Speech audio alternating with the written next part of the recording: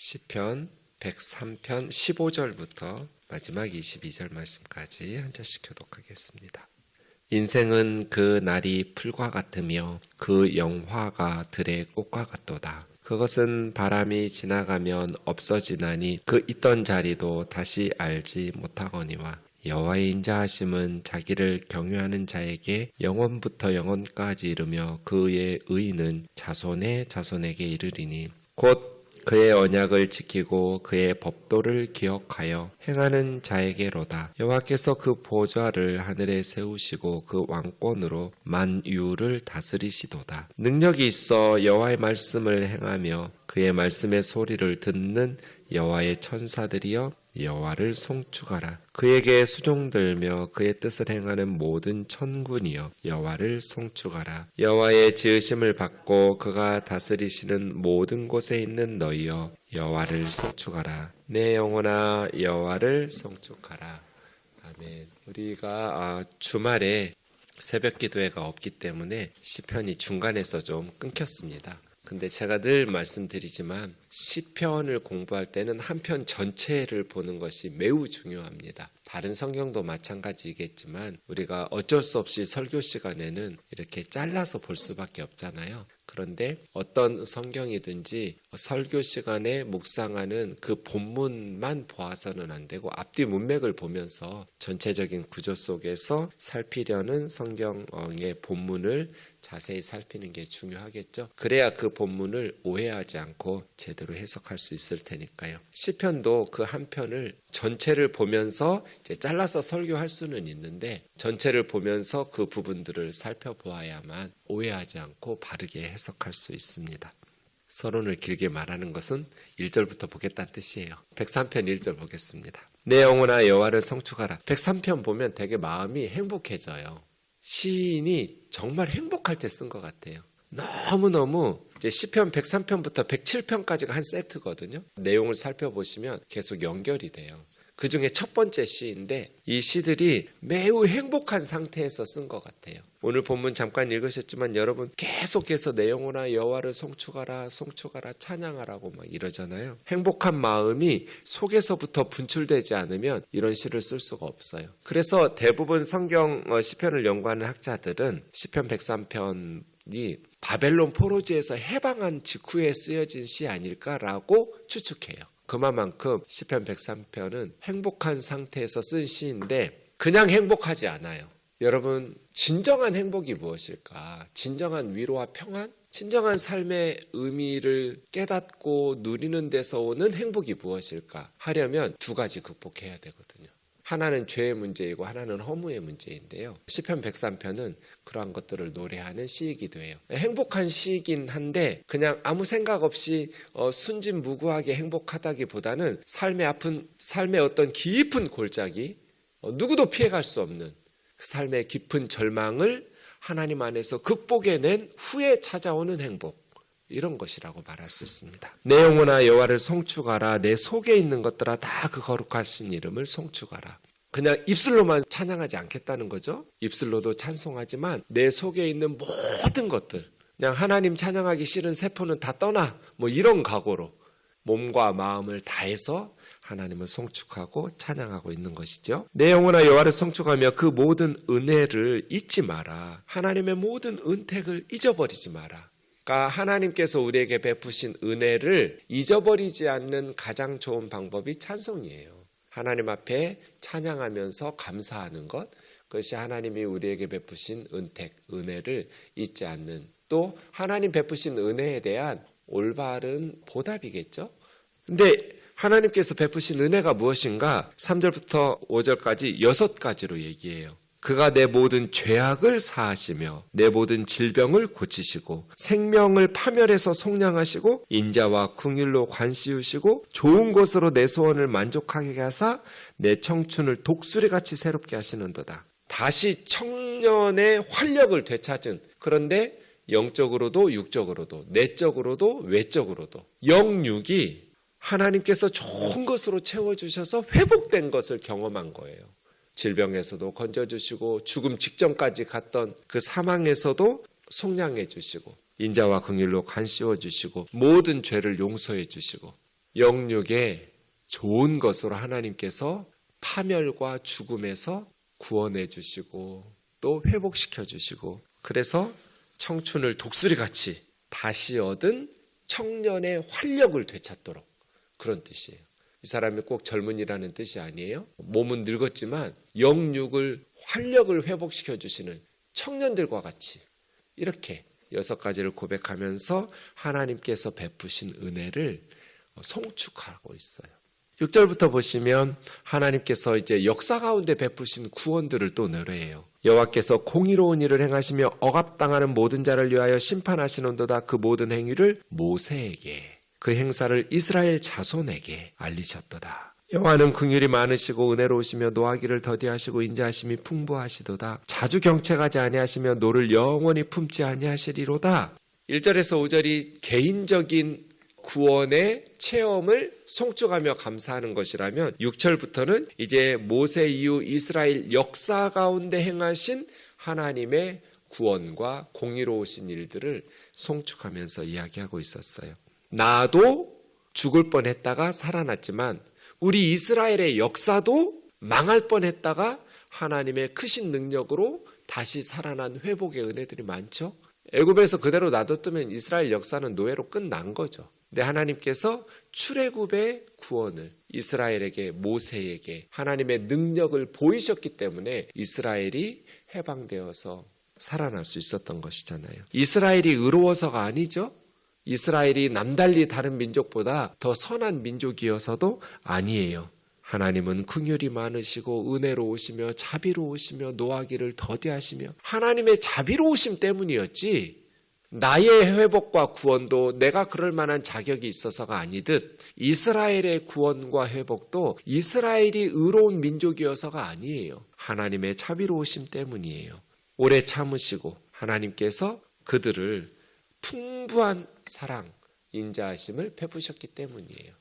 그래서 한 번은 자신의 개인적 체험을, 한 번은 이스라엘의 민족적, 역사적 체험을 동일한 패턴으로 하나님의 풍성하신 자비하심, 그 우리를 향하신 그 사랑의 인자하심의 풍성하심 때문에 우리가 회복되었다, 구원받았다라고 말하는 거예요. 10절입니다. 우리 죄를 따라, 이제 첫 번째 본격적인 문제가 드러나는데, 제가 아까 진정한 행복은 2가지를 극복해야 된다고 말씀드렸고, 죄와 허무라고 말씀드렸어요. 첫 번째, 죄. 우리 죄를 따라 우리를 처벌하지 아니하시며 우리의 죄악을 따라 우리에게 그대로 갚지는 아니하셨으니. 여러분, 하나님의 징계 받았죠. 이스라엘도 받았고 개인적으로도 받아요. 하나님의 백성이라고 그래서 죄에 대한 하나님의 징계를 면제받지는 못해요. 하지만 하나님의 징계의 목적은 징계 자체에 있지 않아요. 하나님의 백성들의 회복에 있어요. 엄마 아빠가 아이에게 회초리를 들 때 아이를 아프게 하는 것 자체가 목적이 아니잖아요. 내 자식이 아픈 것은 가슴 찢어지게 아픈 일이지만 그 회초리를 통해서 우리 아이의 삶이 회복되어지고 잘못을 깨닫고 다시는 그러한 잘못을 범하지 않는 지혜로운 인생을 사는 것이 목표잖아요. 하나님도 동일해요. 하나님의 백성을 향한 하나님의 징계는 징계 자체가 목적이 아니라 하나님 앞에서 하나님의 백성답게 회복되어서 살아가는 게 목적이거든요. 우리가 죄를 저질러요. 그래서 하나님의 징계를 받아요. 그런데 우리의 죄악을 따라 그대로 갚지는 않으세요. 우리가 죄진 만큼 하나님께서 다 갚아버리시면 우리는 다 죽어 나자빠질 거예요. 다시는 회복이 안 될 거예요. 이는 하늘이 땅에서 높음같이 하나님을 경외하는 자에게 그의 인자하심, 하나님의 헤세드가 크십니다. 동이 서에서 먼 것 같이 우리 죄가를 우리에게서 멀리 옮기셨으며 아버지가 자식을 긍휼히 여김같이 여호와께서는 자기를 경외하는 자를 긍휼히 여기시나니, 왜냐하면 그가 우리의 체질을 아시며 우리가 단지 먼지뿐임을 기억하심이로다. 죄에 대해서 하나님께서 우리의 죄 지은 대로 그대로 갚지 않으시는데, 측량할 수 없는 하나님의 죄인들을 향한 자비로우심을 다양한 측면에서 지금 설명하고 있어요. 우선 수직적으로는 하늘이 땅보다 높은 것 같이 하나님의 인자하심이 크다. 수평적으로는 동이 서에서 먼 것처럼 하나님께서 우리의 죄악을 멀리 옮기셨다. 그리고 인간 생활에 비유를 들어서 아비가 자식을 불쌍히 여기는 것처럼 하나님은 하나님을 경외하는 자들을 불쌍히 여기신다. 하나님은 우리의 체질을 아시고 우리가 먼지 한 줌의 흙으로 지어진 연약한 죄인일 수밖에 없는 인간이라는 것을 기억하시기 때문이다. 왜 하나님께서 우리를 용서하시고 징계하시면서도 우리 죄진만큼 다 갚지 않으시고 긍휼과 자비를 베푸시는가? 하나님이 아시기 때문이다. 우리의 체질을 아시고 우리가 한 줌의 먼지로 흙으로 지음받은 연약한 인생이라는 것을 아시기 때문에 왜 세상 사람들이 다 손가락질 하는데 엄마 아빠는 자기 아들 딸을 변호하잖아요. 누가 봐도 못된 짓을 했는데 엄마 아빠는 자기 아이를 어떻게 보호하냐면 우리 애가 아파서 그래요. 우리 애가 엄마 아빠를 잘못 만나서 그래요. 우리 아이가 어릴 때 이런 아픔이 있었기 때문에 그래요 하면서 보호하잖아요. 엄마 아빠는 자기 자식을 아니까 혼나야 될 짓 한 거 알지만 인정해요. 하지만 조금만 좀 불쌍히 여겨줄 수 없냐고. 우리 아이에게 조금만 긍휼과 자비를 베풀어서 조금만 덜 혼내줄 수 없느냐고. 남들은 아주 냉정하게 말할 수 있을지 모르지만 부모는 절대로 자기 자식을 냉정하게 말 못해요. 우리 애를 알기 때문이에요. 우리 애가 어릴 때 이런 아픔이 있었기 때문이라고. 친구를 잘못 만나서 그런 영향이 있어서 이 부모가 모자라고 지혜가 없어가지고 우리 애를 미리미리 그렇게 잘 케어하지 못해서 이렇게 말하잖아요. 하나님이 우리의 죄를 분명히 비난받아야 되고 징계받아야 되고 멸망받아야 되고 죽어야 되는데 하나님께서 예수 그리스도를 보내시고 십자가에 내어주시면서까지 우리를 구원해 주시고 회복시켜 주시고 살려주시고 그것을 개인적으로든지 민족적으로든지 공동체적으로든지 하나님께서 죄악에 따라 내버려 두지 않으시는 것은 하나님 우리 아시기 때문에 우리가 연약한 인간이라는 것, 한 줌의 흙으로 지음받은 죄인을 지을 수밖에 없는 우리의 체질을 아시고 우리를 아시기 때문이라고 말하는 거죠. 이게 죄. 그 다음 15절 오늘 우리가 읽었던 본문은 허무인데요. 인생은 그날이 풀과 같으며 그 영화가 들의 꽃과 같도다. 잠깐 화려했다가 금방 시들어버리는 들의 꽃과 같아요. 바람이 지나가면 없어지나니 그냥 사막에 뜨거운 동풍이 불면 들의 꽃 풀이 한참 예쁘게 피었던 것 같아도 이번 봄에 되게 행복했어요. 작년에 뿌려놓았던 수선화가 활짝 피었어요. 근데 딱 한 열흘 갔어요. 교회 화단에 수선화가. 그래서 너무 빨리 지는 게 좀 이렇게 아쉬웠어요. 지금은 튤립이 피어 있어요. 튤립은 수선화보다는 좀 오래 가는 것 같아요. 근데 또 얼마 지나면 튤립도 꽃이 지겠죠. 시들겠죠. 인생이 들의 풀과 같다고. 짧아요. 영광스러운 부분 잠깐 반짝인 것 같다는 거예요. 있던 자리도 알지 못하거니와 흔적도 없이 사라져요. 여호와의 인자하심은 자기를 경외하는 자에게 영원부터 영원까지, 그의 공의는 자손의 자손까지, 그의 언약을 지키고 그의 법도를 기억하며 행하는 자에게.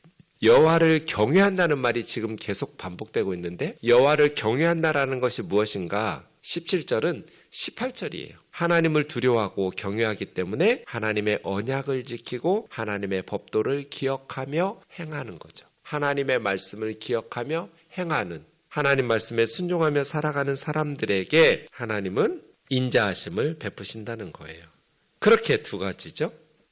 현대인들이 제일 두려워하는 것이 이 두 가지인 것 같아요. 어린아이들도 죄를 지적하면 발작하면서 죄인 취급하지 말라고 거부하죠.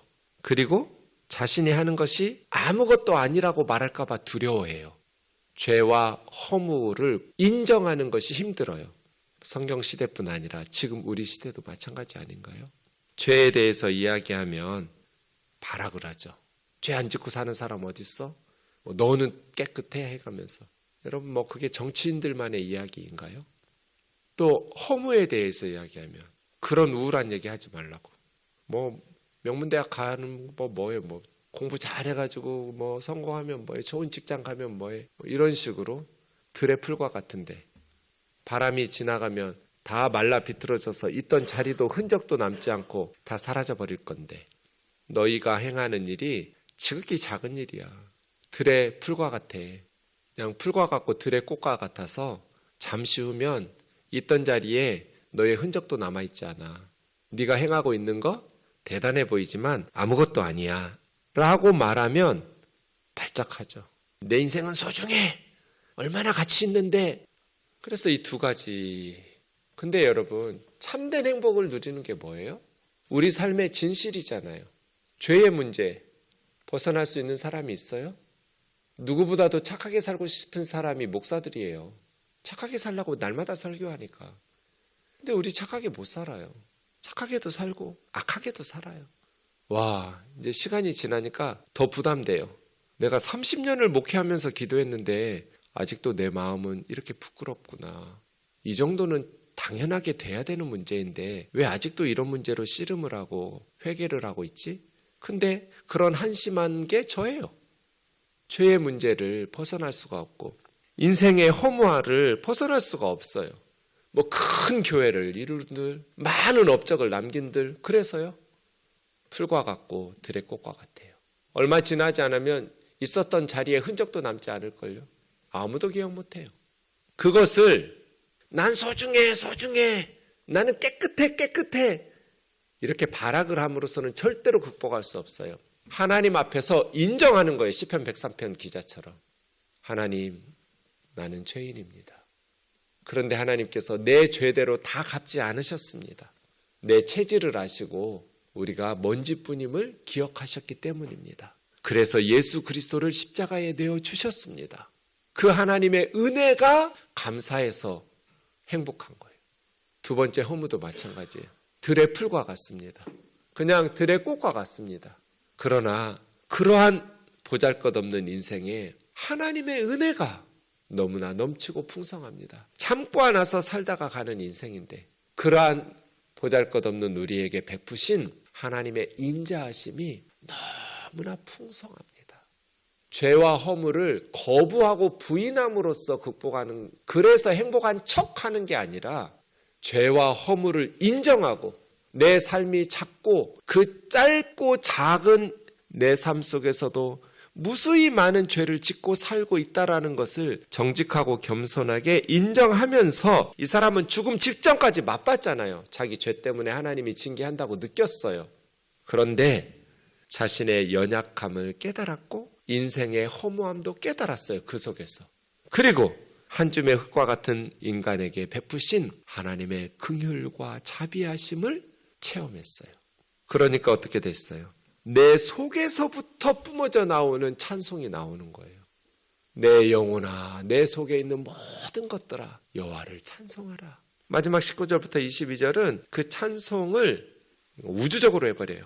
여호와께서 보좌를 하늘에 세우시고 왕권으로 만유를 다스리시도다. 능력 있어 여호와의 말씀을 행하시고 그 말씀의 소리를 듣는 여호와의 천사들이여 여호와를 송축하라. 수종들며 뜻을 행하는 모든 천군이여 여호와를 송축하라. 여호와의 지으심 받고 다스리시는 모든 곳에 있는 너희여 여호와를 송축하라. 내 영혼아 여호와를 송축하라. 우주적으로 찬송하고 있죠. 그래서 자신의 삶이 소중하다고 몸부림치는 것이 아니라 작고 초라하고 죄악된 가운데 살았던 자신의 삶을 구원해 주시고 소중히 여겨주시고 은혜와 자비와 사랑을 베풀어 주시는 여호와에게로 시선을 돌렸어요. 그래서 천군 천사들을 동원하면서 하나님을 송축하고 이 땅에 있는 모든 사람들에게 하나님이 창조하시고, 하나님 창조하신 피조물 아닌 게 어디가 있어요? 다 하나님이 창조하셨는데, 그러니 모든 피조물들 하잖아요. 하나님 창조하시고 하나님이 다스리시는, 하나님이 다스리시지 않는 곳이 어디 있어요? 다 하나님이 통치하시는데 하나님이 다스리시는 곳에 있는 모든 것들아 여호와를 송축하라 하고 마지막으로 내 영혼아 여호와를 송축하라. 그러니까 혼자 조용히 골방에서 찬송하고 싶지가 않아요. 하늘의 천군 천사와 함께 우리 하나님은 찬송 받으셔야 된다 이거예요. 우리 하나님은 높임 받으셔야 한다. 왜? 우리 하나님의 사랑이 너무나 소중해서. 그러니 이 사람 진짜 하나님의 은혜를 체험한 사람이잖아요. 하나님의 은택을 잊지 않는 사람이에요. 경건하게 살아서 뭐 어린아이처럼 순진무구해서 아니에요. 5월 12일에 우리 소풍 가서 우면동 시편 쓰자고 그랬어요. 이런 게 진짜 시예요. 그냥 맑고 행복한 행복이라고 해서 그런 인생 없어요. 그건 어렸을 때나 가능하죠. 언제나 푸른 초장 잔잔한 물가에서만 살면 얼마나 좋겠어요. 하나님 말씀 순종하면서 거룩하고 경건하게 그렇게만 살면 얼마나 좋겠어요. 근데 우리는 때로는 사망의 음침한 골짜기도 가잖아요. 우리의 죄악으로 말미암아 하나님의 징계를 받기도 하고 넘어지고 자빠지고 실패하고 쓰러지고 그 속에서 좌절하고 절망하고 허무하고 풀과 같고 들의 꽃과 같은 찬란한 순간은 짧음이고 그런 어떤 고통과 애통과 탄식의 사망의 음침한 골짜기를 그런데 거기서도 하나님께서 우리를 돌보시고 건져주시는 은혜들을 체험한단 말이에요. 그래서 하나님을 찬양하는 곳으로 나가게 된 찬양이에요. 그런 행복이에요. 아무런 어려움도 없고 질병도 없고 죄악도 없고 인생의 허무도 느끼지 못할 만큼 그냥 행복하기만 했던 그러한 찬송이 아니에요. 우리네 삶이 그렇지 않나요? 되돌아보면 꽃과 같이 찬란한 순간들도 있었지만 때로는 절망의 터널을 깜깜한 어둠 속을 헤매면서 다녀오는 것 같은 그러한 일들을 경험하기도 하잖아요. 그 속에서 하나님의 은혜만이 하나님의 자비하심만이 찬송받기에 합당하다고 고백하면서 온 하늘의 천군 천사와 땅에 있는 모든 온 세상을 향해서 하나님을 찬송하를 가르치고 있는 시죠. 그래서 내 영혼에서부터 내 속에서부터 시작된 찬송이 천군 천사와 땅의 모든 피조물과 온 세상의 찬송으로 변하게 되는 이러한 사람들이 진정한 영적인 거인들이고 영적인 통찰력을 가지고 이스라엘 백성들을 가르치는 스승들이죠. 기도하겠습니다. 존귀하신 하나님 아버지, 고대인들이나 현대인들이나 제일 두려워하는 것은 죄인이라고 인정하는 것, 자신이 하는 것이 아무것도 아니라는 풀과 같은 인생이라는 것을 인정하는 것입니다. 죄와 짧은 삶의 허물을 우리는 인정하고 하나님의 사랑을 통해 극복하는 참된 인생을 살아가는 신앙인이 되게 하여 주옵소서. 이 일을 위해서 예수 그리스도를 보내어 주셨고 우리는 하나님의 사랑을 받는 하나님 자녀 되었음을 기억하면서 오늘도 우리의 삶이 비록 죄를 벗어날 수 없고 하나님 앞에 부끄럽기도 하고 또 하나님 앞에서 우리의 삶이 자꾸 초라하지만 하나님 앞에서 겸허히 인정하면서 하나님의 사랑과 예수 그리스도의 보혈의 능력 의지하여 죄와 허물을 극복하고 행복하고 찬송하면서 값지게 살아가는 복된 하루가 되게 하여 주옵소서. 예수님의 이름으로 기도하옵나이다. 아멘.